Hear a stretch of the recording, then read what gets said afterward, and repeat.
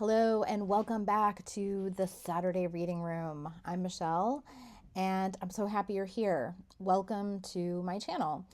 The Saturday Reading Room is a place to come to slow down, take a deep breath, and spend some time focusing on an amazing pastime, which is reading. It's an incredible way to nurture your creative and cognitive health. And intentional reading is a bit like rewilding your mind. It's definitely a detox from our super fast digital existence. And I know I'm not saying anything new there, but it's just a reminder that we do have an opportunity to slow down and focus. And what a better way than immersing yourself into an incredible story. And no matter how you choose to ingest stories, whether it's with a physical book, whether it's with a digital book or an audio book, all is welcome here in the Saturday Reading Room.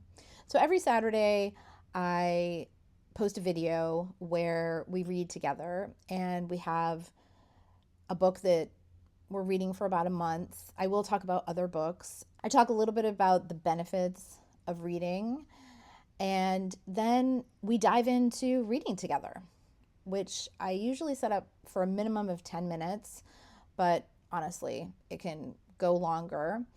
And then at the end, in real time, I've taken to keeping a highlighter with me because I always find something really interesting in the book.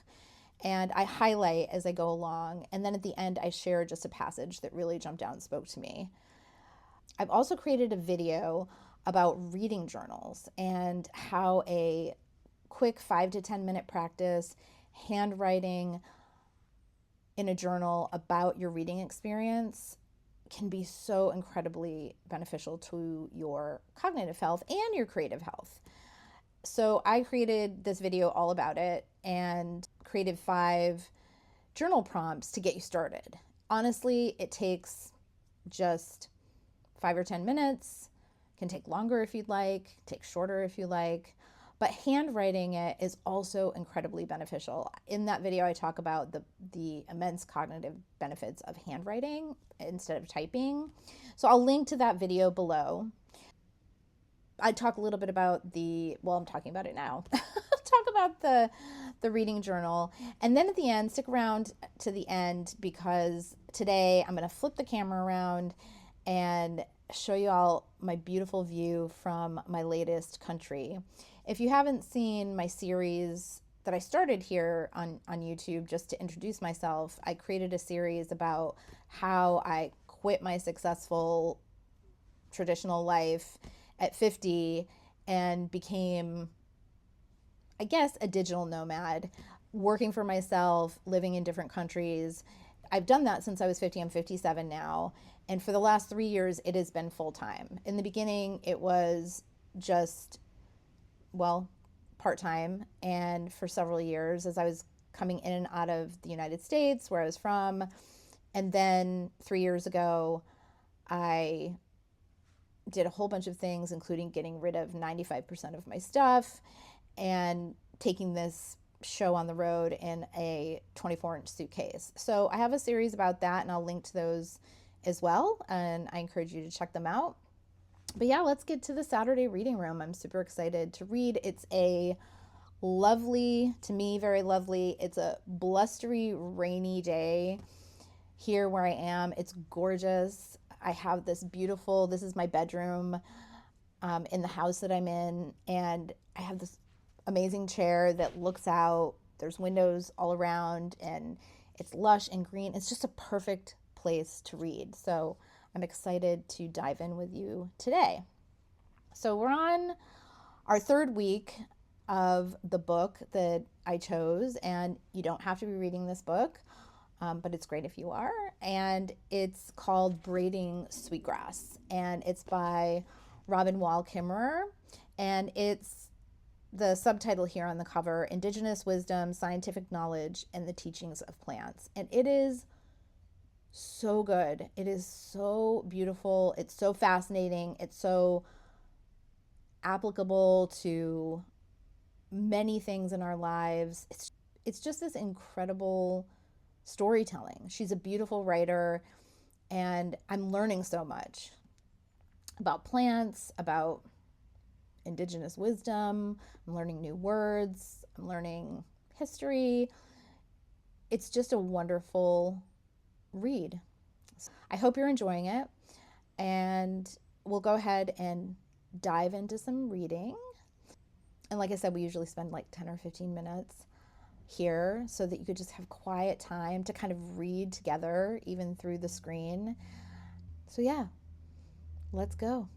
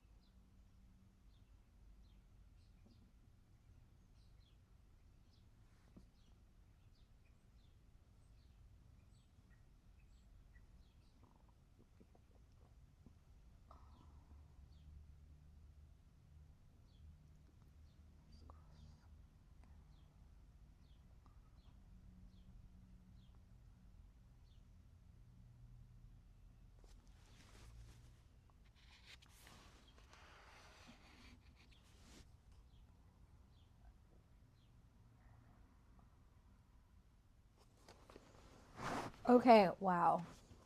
That goes by so fast. Actually, I think it was almost 20 minutes. And yeah, I highlighted a lot from this chapter that I read, which, so the book is Braiding Sweetgrass. And this is the chapter, oh my gosh, I'm going to not pronounce this correctly. But the name of the chapter is Mishkos Kenom Aguen. Kenomaguen, which means the teachings of grass. And so this is a chapter about sweetgrass. It's so fascinating.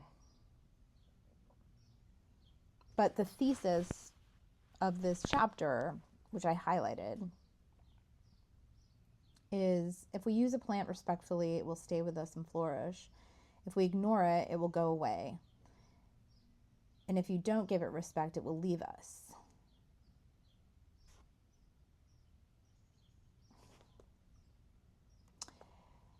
There's a lot here. So there was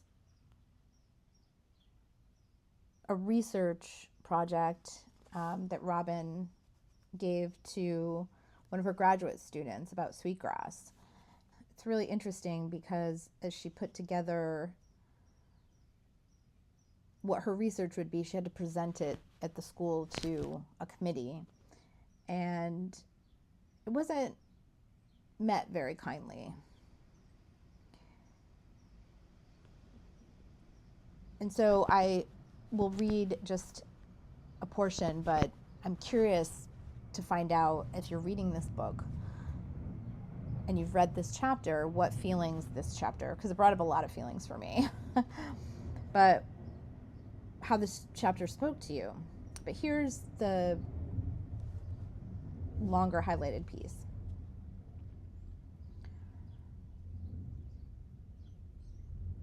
The dean looked over the glasses that had slid down his nose, fixing Laurie with a pointed stare and directing a sidelong glance toward me. Anyone, the inflection is his, anyone knows that harvesting a plant will damage the population. You're wasting your time. And I'm afraid I don't find this whole traditional knowledge thing very convincing.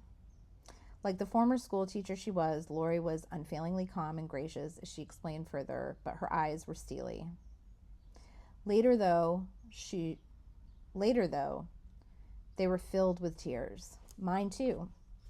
In the early years, no matter how carefully you prepared, this was nearly a rite of passage for women scientists.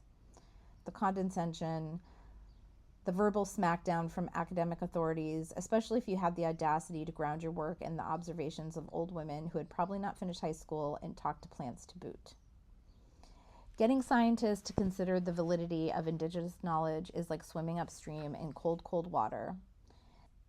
They've been so conditioned to be skeptical of even the hardest of hard data that bending their minds towards theories that are verified without the expected graphs or equations is tough. Couple that with the unblinking assumption that science has cornered the market on truth and there's not much room for discussion. Undeterred, we carry on. There's so much there in the way of just, where we are in the world. And I think in regards to women, in regards to science, in regards to the world, and how we have to work twice as hard to be heard and be taken seriously. But yeah, it's whole chapter is very fascinating. And there's another part of the chapter and in the book about how we've been conditioned to believe that humans are separate from nature. We are nature. We are all nature. So yeah. And that is something that I can't say that I've felt my whole life, but I have definitely been feeling for over a decade. But even more so being out in the world as I've been, in the different places that I've been so lucky to live as I've traveled and lived in these different areas. So yeah, amazing. I'd love to hear from you. Drop into the comments below if any of that resonated, or the passage from anywhere in the book, like a passage that really spoke to you and why, or even a feeling that might have evoked for you. Any feeling: frustration, interest, curiosity, anger, confusion. Yeah, drop it into the comments. I would love to hear that. So that concludes our reading time for today, but don't let that stop you from going, because I'm actually going to continue reading on this rainy, blustery day.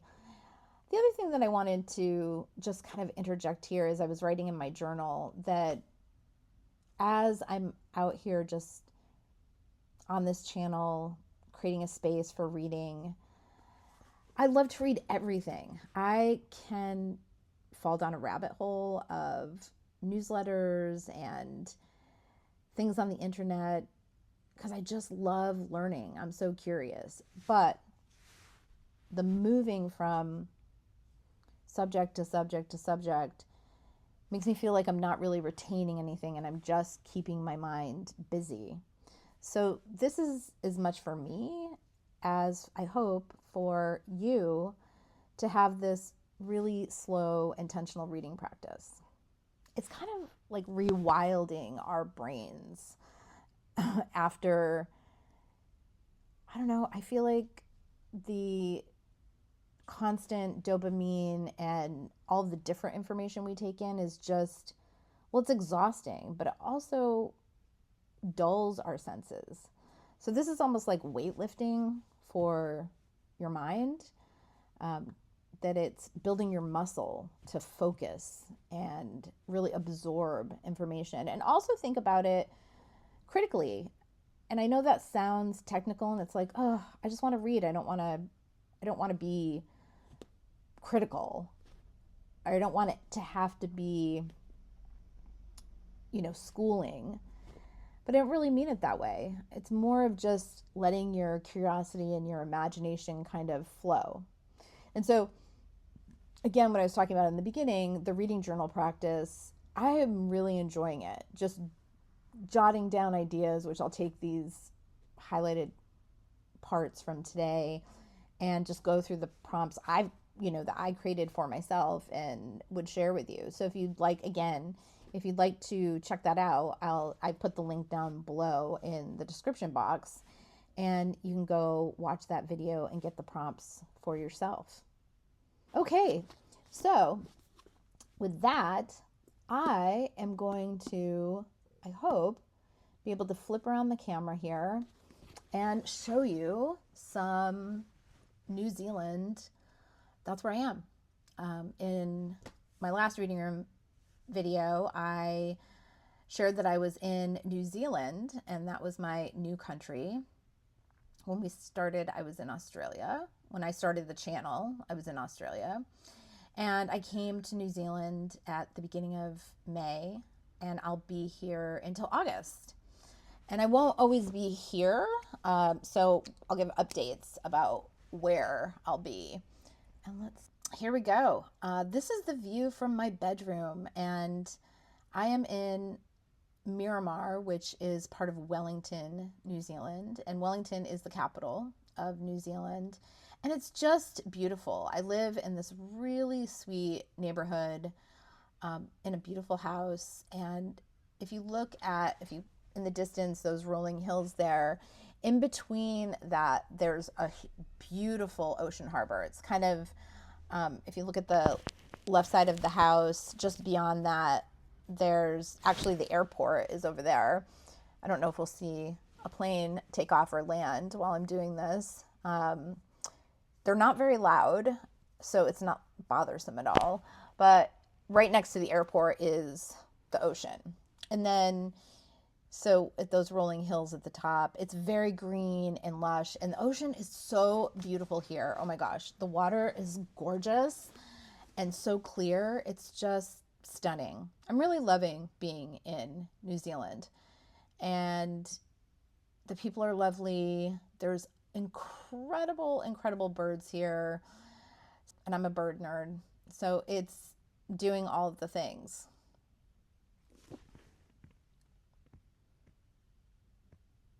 So yeah, there you go.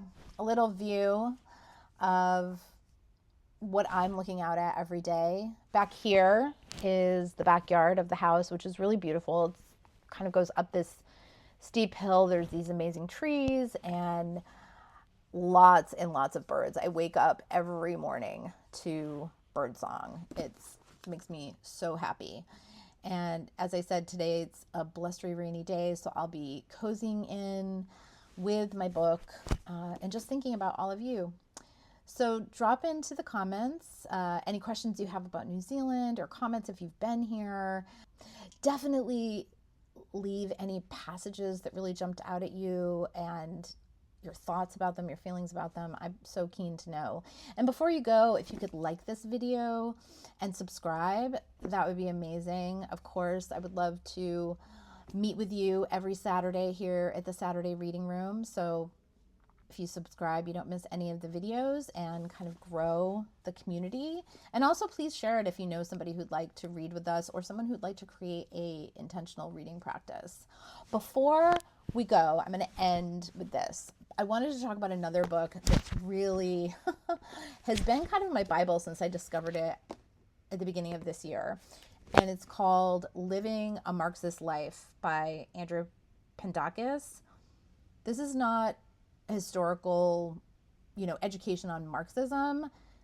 This is really about how to apply theories of socialism and inclusivity and the greater good into your life. And oh my gosh, I have so many things in here highlighted, and I turn to it often.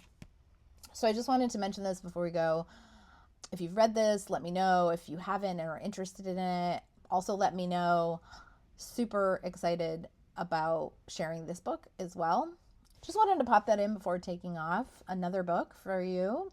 I'm going to be doing a separate video soon about 3 other books that I've read recently that just I cannot stop thinking about. A couple of them are super, super popular right now, just out in the world. There's a lot of discourse. And I would love to hear from people who have read them to start a discussion. So I'll be creating a short video about that soon as well. All right, guys, thank you so much for being here. And until next time, stay well. Bye for now.